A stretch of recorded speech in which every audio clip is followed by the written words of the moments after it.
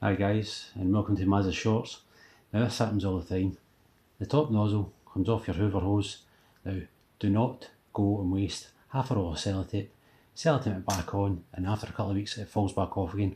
All you do is stick it on, and everyone always thinks that you turn it clockwise. You turn it anti-clockwise. Not clockwise, anti-clockwise. And it just screws back on. Everyone always thinks it's like screwing a lid on something.